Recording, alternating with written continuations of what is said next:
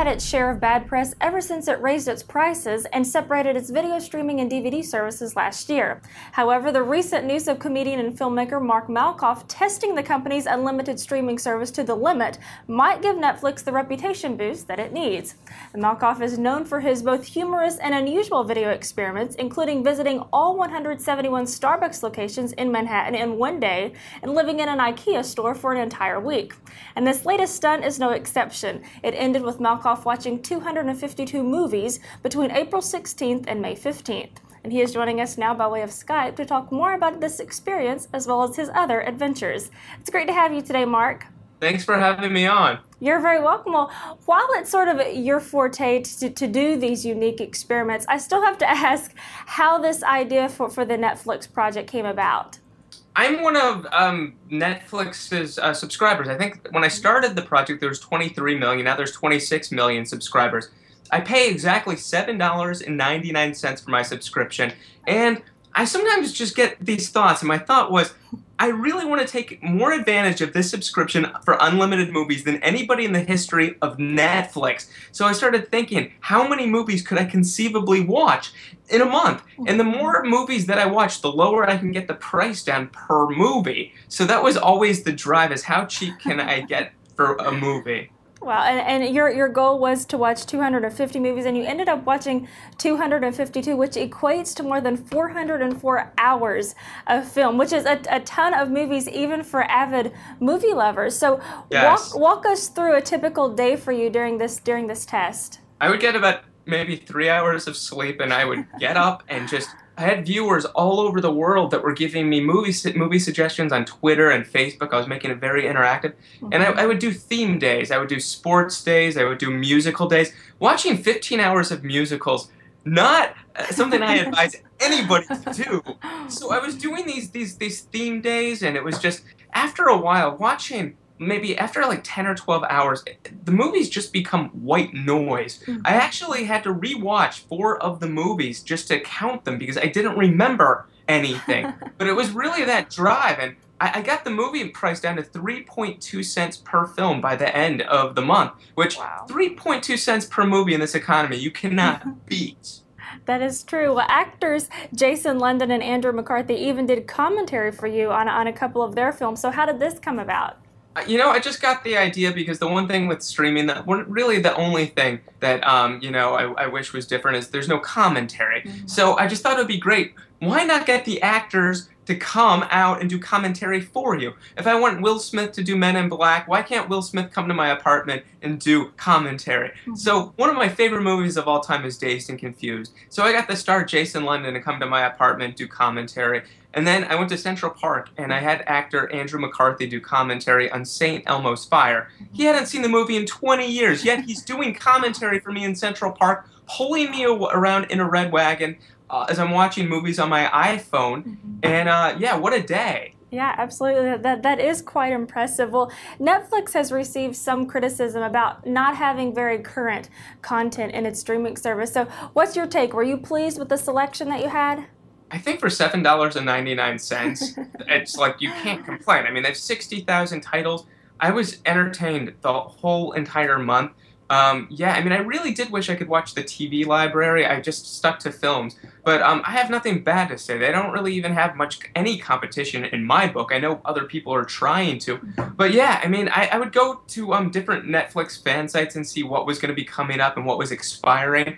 And yeah, I wasn't able to watch like The Godfather or Star Wars, but I was able to find so many things I was interested in and so many suggestions. I wasn't bored for a month. I probably could have done 2 or 3 months, which I'm not going to do. I put my wife Christine through so much doing these projects that I don't think she'd allow it. I understand that. Well, how would you rate Netflix's streaming service? Did you experience any loading problems or any things like that? No, but my internet service provider probably hates me. Right, and I'm guessing that you don't have a data cap, right?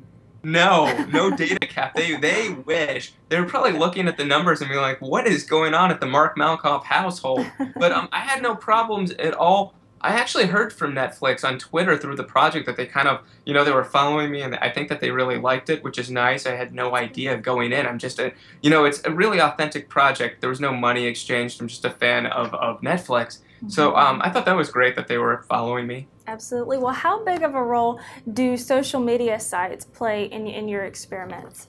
It's huge. I mean, it's such an important thing. I mean, obviously for this, just for my sanity, it really helped interacting with people a little bit on Twitter. People were following me and encouraging. My last project before this was called Celebrity Sleepover, where I went to Los Angeles, and the premise is I didn't want to spend thousands on hotels, so I would ask famous people if I could sleep over at their homes, and way more people said yes than no. And I used Twitter and I used Facebook, just social media, to reach out to a lot of these celebrities. You have that one-on-one authentic contact. And it's really, really been a huge staple of my projects, my work, my videos.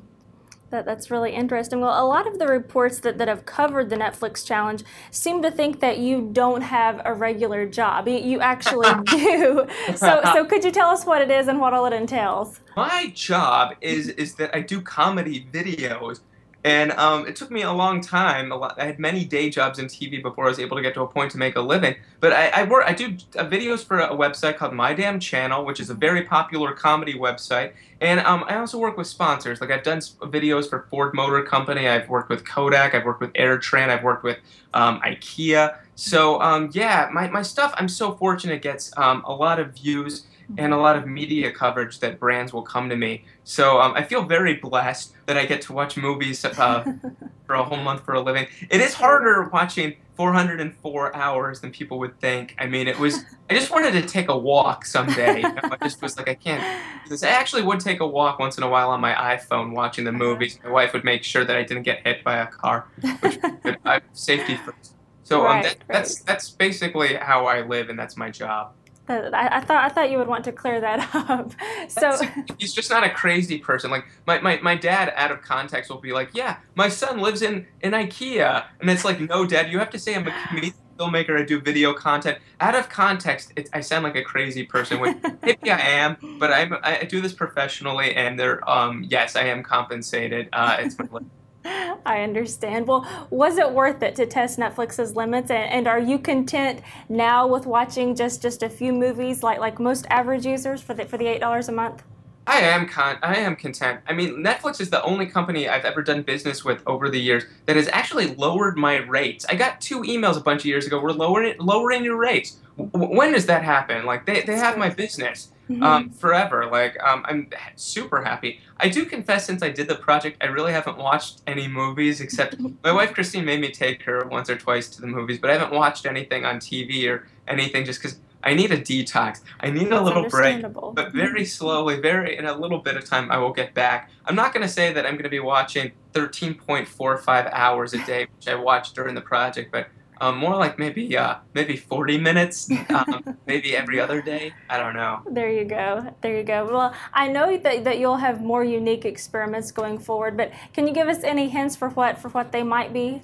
They're so hard to pull off and so planning heavy, and a lot of them cost so much money. I honestly don't know. I have 5 or 6 ideas, but I run them by my wife Christine, who sometimes she'll veto them. Like, I wanted to ship myself overseas in a legal, safe fashion, and she said, "You are not putting yourself in a crate." And I wanted like a game, like a TV screen to play video games and do this really safely. But as long as she says I can do it, and I can raise the capital. I have some interesting things. Any viewers, by the way, a lot of viewers have given me suggestions. I'm open to anything. All right. Well, we look forward to seeing what happens next. Thank you so much for talking with us today, Mark. It was a pleasure. Thank you so much. You're very welcome. And to follow all of Mark's adventures, visit markmalkoff.com. I'm Abby Johnson with this report.